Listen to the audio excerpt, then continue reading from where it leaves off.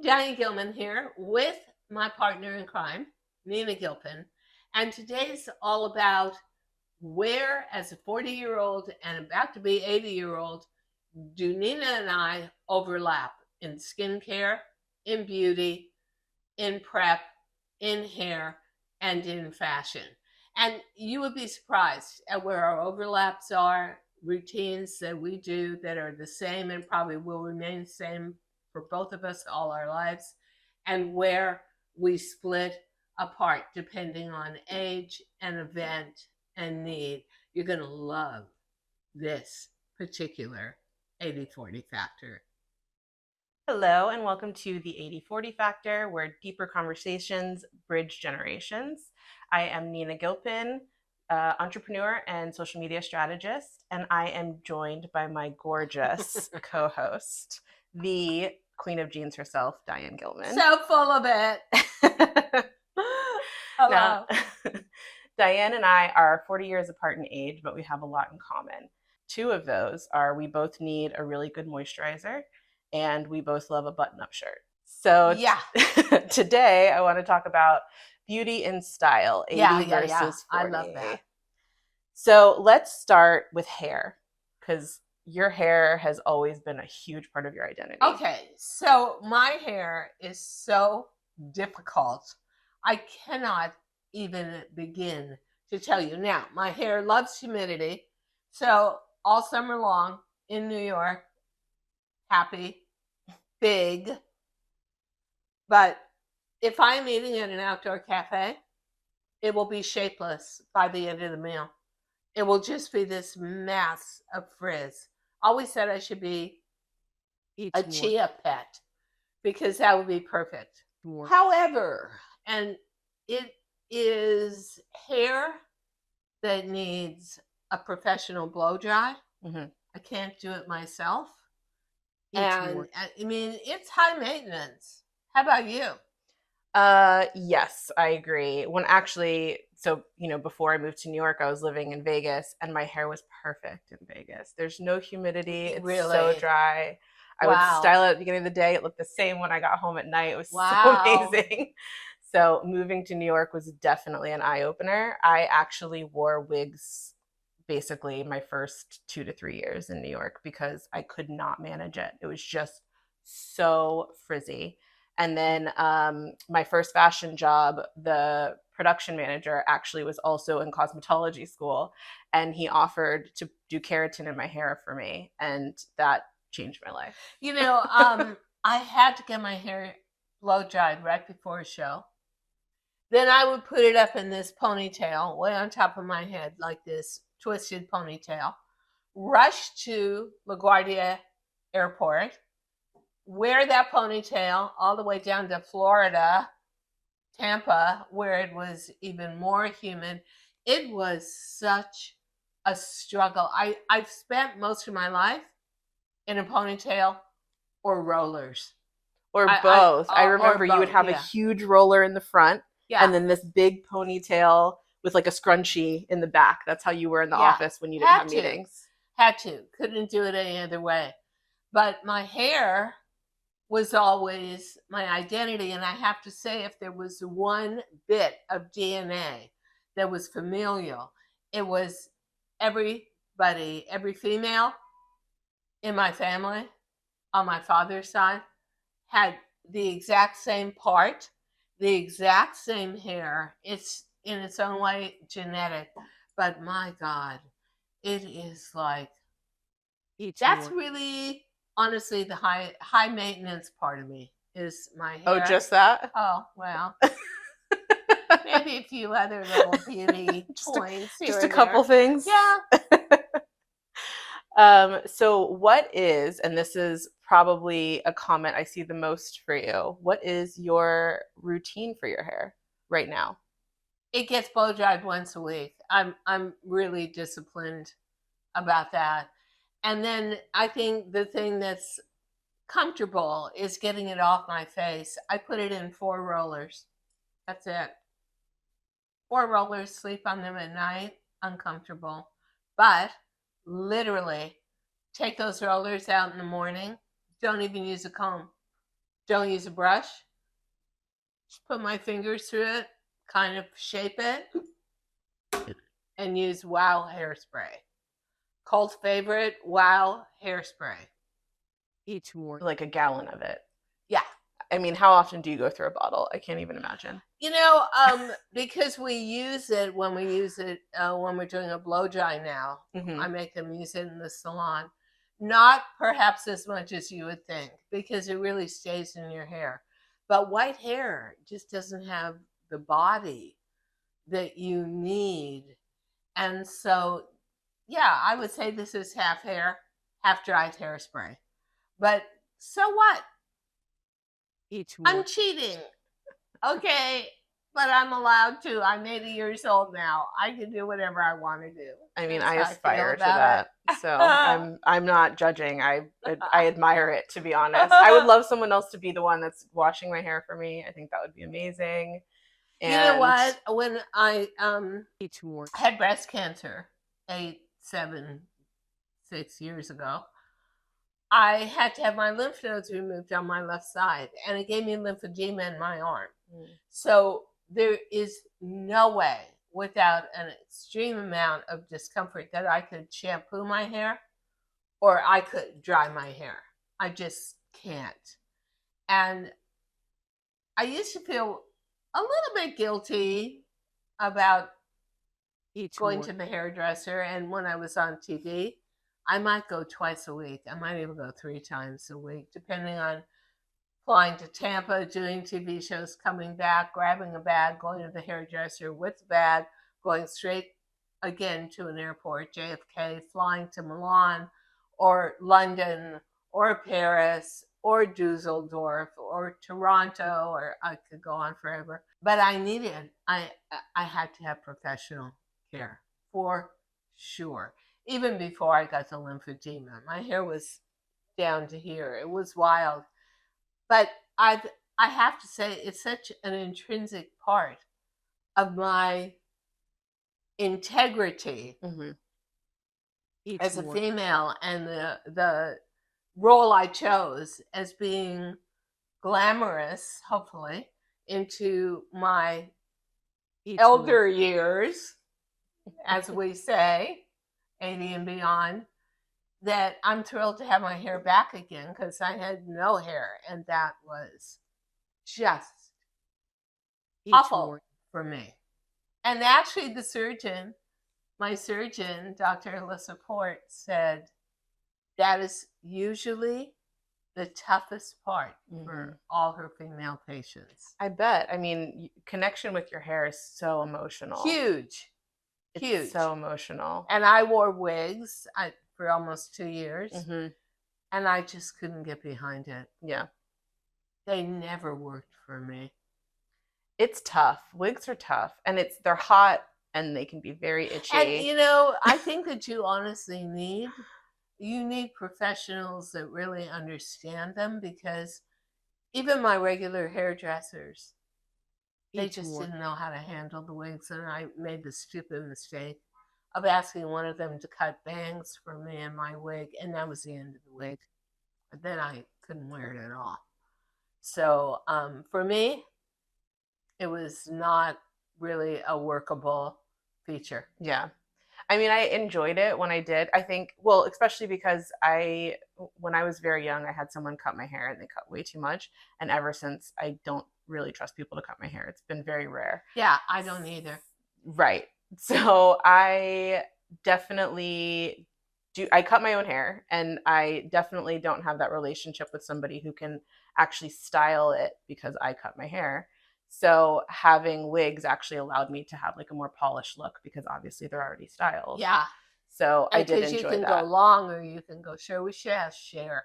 I went to Cher's wig maker for my wigs when I had to go into chemotherapy and lose all my hair, and just didn't work. Yeah, I don't know. Yeah, it didn't. I mean, I know that you wanted it to look like your hair. I remember talking to you about that, but it just didn't. Yeah, it just didn't. And how do you feel about people who say that when you get to a certain age, you can't have long hair? That is just a myth, and I think that comes more from my mother's generation, where you didn't treat menopause. You treated menopause as an inevitable condition, so your hair was going to get brittle and break off. You were going to lose half your hair follicles. I never accepted that, ever. Yeah. Well, I mean, until chemo, you had very long hair. It was, and very full. Yeah. You don't think it's full now? It is very full now. Yeah, it's come back, but I use Nutrafol, and I use red light helmet. I use 5 days a week. I mean, I am very active in the regeneration and the maintenance of my hair, and I use vitamins, and I use minerals, and I use everything at my disposal to make sure that my hair is healthy, and even my diet, and maintains itself. Yeah, so I feel like the hair care industry has come so far with that, because was anybody really worried about the actual health of their hair when you were younger? Yeah, I think nobody talked about it that way because you didn't talk about menopause. So when you went through that change, and it was, I just saw my mother go through it. It was pretty horrifying. It wasn't a point of discussion, at all. And you did a lot of back teasing, which was horrible for your hair. I remember doing it as a kid. My mother's hair was short, and I really wanted long, luxurious hair. And I don't think I even got a blow dry till I was about 45 years old, 42, 43 maybe.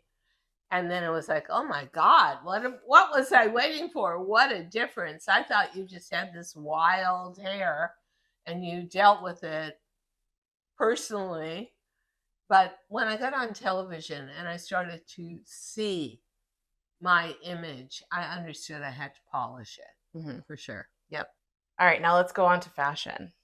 Where do we overlap on fashion? Now, we definitely love a button-up. I love a blazer. I love some jeans. I think otherwise we're very different. I need a narrow bottom. I've tried wider bottoms, but the best part of me are skinny legs. And then I've got this rounded middle I need to de-emphasize. I would say for an older woman, it's about finding your best traits and nurturing them and being very careful with them. I can't experiment. Every time I go to experiment, like wide palazzo pants or something, it just swallows me up alive. So in a way, with fashion, I'm a little bit in a historical rut. I look best in a skinny pair of jeans or leggings. I always looked best in a very simple crew neck. I don't like fussy necks. I don't like ruffles. I don't like girly stuff. That's why if I like a shirt, I'll like an oversized linen shirt for summer that can almost replace a blazer or go under a blazer. And then I've always loved a blazer because it's a great travel companion. It's a great work item that's always going to be right, whether you're in a design room or a boardroom. And actually, I'm not that experimental. I'll experiment with accessories. I love scarves. That's where I wear my patterns. And I love necklaces, earrings. And I do like me a good watch or a bracelet. But the clothing is foundational. Right. I mean, I love dresses, and I know you do not. But where did that come from? I feel like I've seen you, I guess not in a day-to-day. I've only seen you at events and we had a million social events where we entertained our audiences, flew them in and stuff, like 100 Best Customers, whatever, at HSN and QVC. And we would have to wear long, formal dresses in the heat of a Tampa summer day. Oh my God. What a torture. But it kind of fit into my whole ethos of being glamorous. But no, never. Did you always hate dresses? Yeah. Wow. Even as a kid. But you couldn't wear pants. I mean, you couldn't even wear pants in high school. You would get sent home. That's crazy. Well, there were no pants. So you were like forced to wear. But even then, I wanted to wear sportswear. I wanted to wear a skirt, a top, and a cardigan or something over it. I always wanted to be able to play around with it and get into monumental fights with my mother over how I wanted to look for school. Oh my God. You were able to dress how you wanted? You didn't have to wear a uniform or anything when you were in school? No uniform. Yeah, that's good. Public school. Yeah, me too. But look, I mean, for the most part, my parents let me wear whatever I wanted, as long as it was, school appropriate or whatever. Yeah. I refused to wear any pants until I was in like 4th grade. I only wore skirts and dresses until I was in 4th grade.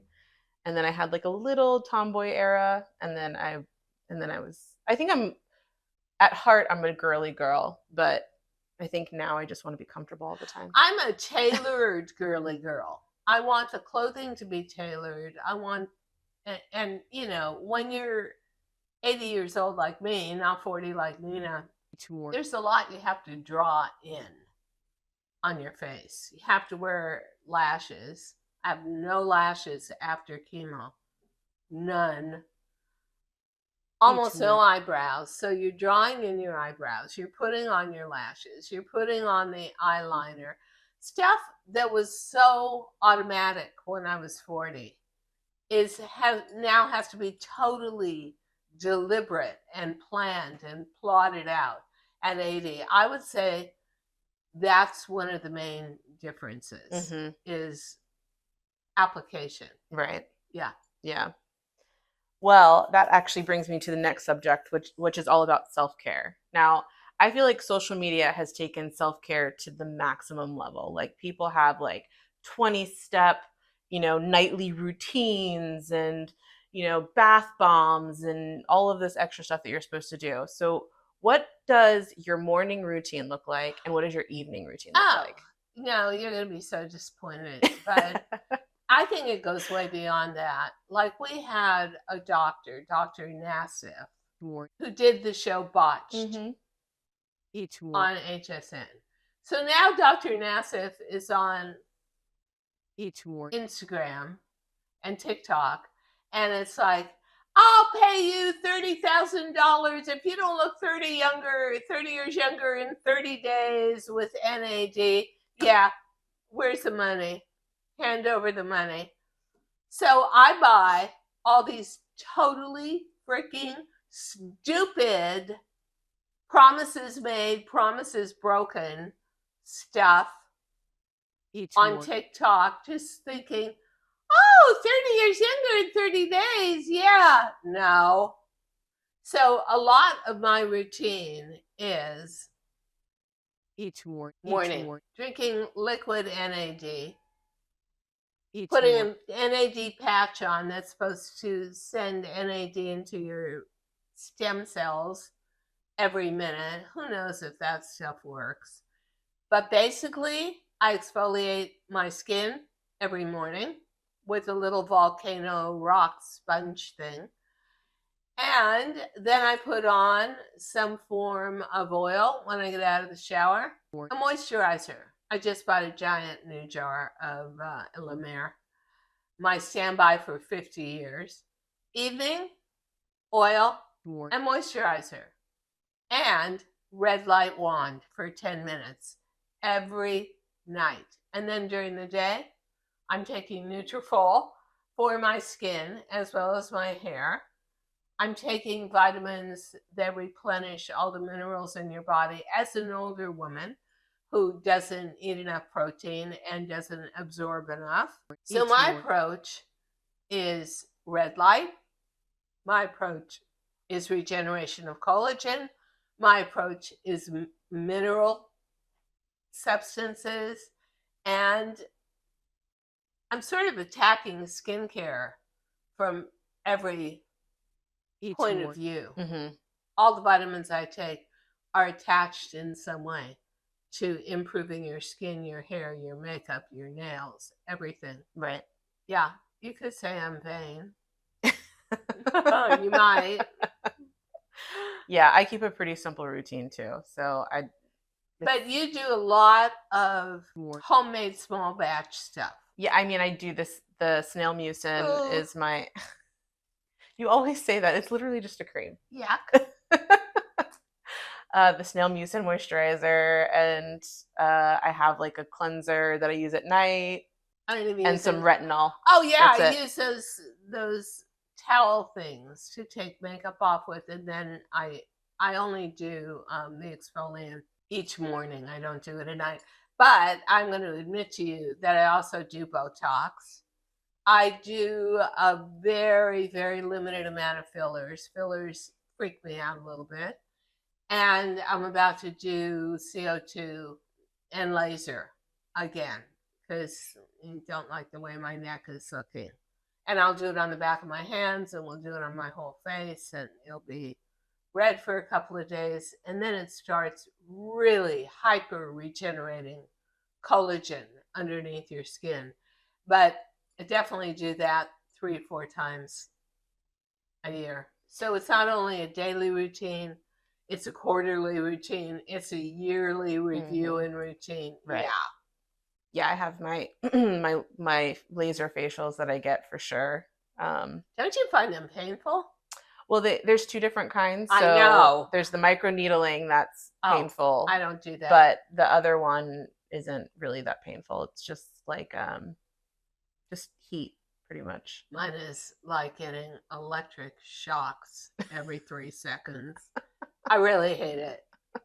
And I've avoided it for so long, and finally my dermatologist, I sent her pictures of one of our podcasts, 80/40 podcasts, and I said, look at my neck. I've got a 95-year-old neck on a 60-year-old face. And she said, what do you expect? You avoid getting any kind of CO2 treatments. You've avoided it for 9 months now. Are you convinced that you need it yet? And it was like, yeah, I do. Okay. I'm terrified of Botox. I was just talking, I went to dinner with my friend and we were talking about it. And I'm just so scared. I don't know. I've seen some horror stories though. I need to get off the internet. But your forehead doesn't even move. Yes, it does. Yes, it does. Oh, okay. Well, it absolutely mine moves. was moving, and I thought, well, okay, it's moving a little. I was going to try and wean myself off Botox. Here's the problem. When you see everybody, every female who's a news anchor, from 35 to 70, and they've all got Botox, you get so used to visually a face that is semi-perfected and doesn't move that when you start to see your face moving, especially if you're in front of a camera like I am almost every day, it doesn't look right. It's wild, isn't it, that a paralyzed face looks more normal and more correct to you than a natural face. And I couldn't deal with it. And I called the derm up and I got Botox. And I hate those needles, and they come so close to parts of you that you are so self-protective of, like your eyes. Like I get a needle right in there. I get another needle right there. I was like, oh my God, I need tranquilizers for this, but I don't take them. Maybe you should start. Maybe. I'm sure Misbah is like, please take something. No, she's not a believer in that. All right, so let's do just a quick round of what is the best moisturizer you've ever used. La Mer. I knew you were going to say that. Well, you know what? I am more than willing to try anything else. Although I will tell you that Bigman RX cream, my skin just loves it. Yeah. Yeah, loves it. Drinks it in, really feels good on my skin. And I have to say a big bravo to them because I was thinking, really? Goat milk? But yeah. So I would say Beekman 1802 or and their RX cream, and definitely La Mer. I'm not necessarily, they're very much at odds with one another in terms of price. I think the Beekman RX is 1/10 the price of the La Mer, but I will switch back and forth between the two of them. So I'm always giving my skin some form of support. Right. However, for me, it's definitely my snail mucin. And I have to tell you, like, after I use it, my skin is just so soft. Like, I love the way my skin that's feels what they afterwards. said. They said that it was, because there are a lot of cultures that eat snails. And the Oriental culture, South Korea, as well as French. And they said that the people that were handling the snails, they had the softest skin. Yeah. And that's how they discovered it. Yeah, I'm not against any of that stuff. But as a kid growing up in Southern California, in LA, there were a lot of snails all over our lawn. And you could see them. You could see that gunk as they moved. And I just got a little bit of a shudder when I heard that that's what you were putting on your skin. I can't get used to it. Bottom line. What is one hair product you can't live without? Wow. I knew you were going to say favorite, that too. Best hairspray in history. I know. I look like a 1960s Palm Beach socialite. But this big hair is so much my identity. It was slightly different when I was coloring it, and I was in my 40s and my 50s and my 60s, into my early 70s. Wow.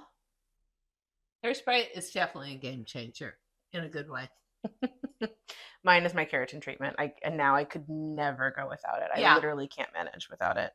All right. And then what is one makeup product? If you could only wear one makeup product for the entire day, what would it be?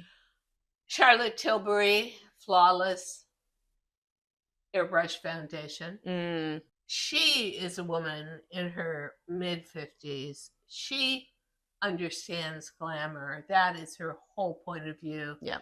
And she's done every celebrity in the world, including the royal family. And she understands.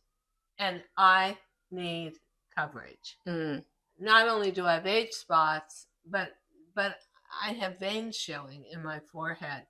And it doesn't take me, maybe it takes 20 seconds to put on my makeup. I have no patience with putting on a ton of makeup. No patience. When you see these people and they're blending and they're doing this and they're doing that and they're making a narrower nose. What planet are you living on? How? Really?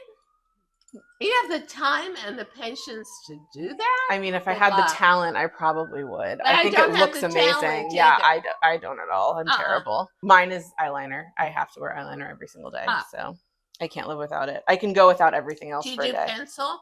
Or do you do creamy? Or do you do liquid? Liquid. Yeah, see, liquid is not good for an older woman. It will make your eyes look a little too harsh. Yeah, I can feel that now. I feel like I'm starting to feel like it's very harsh. But my problem is that I haven't found a single other eyeliner that doesn't smudge. And I have oily eyelids. See, I like the smudge because I have no lower lashes and I really have no upper lashes. So this whole part of me has to be painted on. It's true. And then what is one daily ritual you'll never stop doing? Moisturizing. Oh, yeah. For sure. I agree. It's a must. Because it feels horrible if I don't moisturize. I have really dry skin. So when I exfoliate every morning, I usually don't moisturize. I have a duplex. I don't moisturize till I get downstairs. And by then it's dried and it's pulling already. And it's really, my skin is so insistent on getting moisturized that the feeling is so bad it won't leave me alone until I do it. Yeah, exactly. Yeah. Yeah. It's the same exact thing. And I definitely feel it. I'll be making my coffee or something. I'm like, oh, I didn't moisturize yet. I have to run and do it. Now, do you at 40 wear foundation? Because you don't have any wrinkles. I do wear foundation. I have like little random spots on my face, and some of it might be from like past acne or something. I get random hairs. Oh God, the hairs that started in my 30s.